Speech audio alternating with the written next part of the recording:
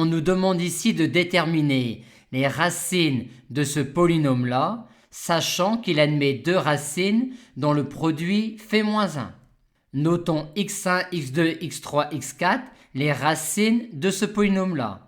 Par hypothèse, on sait que x1, x2 fait -1.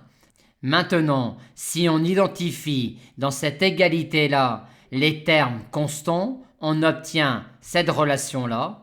Puis, si on y identifie les termes en x, on obtient cette relation-là. Puis, celle-là pour les termes en x2. Et enfin, celle-là pour les termes en x3. On a tout de suite que ce système-là est équivalent à celui-là en tenant compte du fait que x1, x2 égale -1. Ensuite, on se rend compte que l'on connaît x1, x2, x3, x4, ainsi que la somme de x1 plus x2 et de x3 plus x4. On a donc envie de poser comme inconnu auxiliaire P1 égale x1, x2, P2 égale x3, x4 et S1 égale x1 plus x2, S2 égale x3 plus x4. Ce système-là s'écrit alors ainsi, soit encore, vu la valeur de P2, ainsi.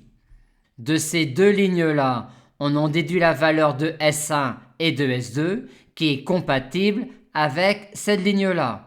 Aussi, ce système-là est-il équivalent à celui-là. Par conséquent, x1, x2 sont les racines de ce polynôme-là, tandis que x3, x4 sont les racines de ce polynôme-là. Et ce que l'on a trouvé est cohérent, car le produit de ces deux polynômes-là nous donne bien celui-là.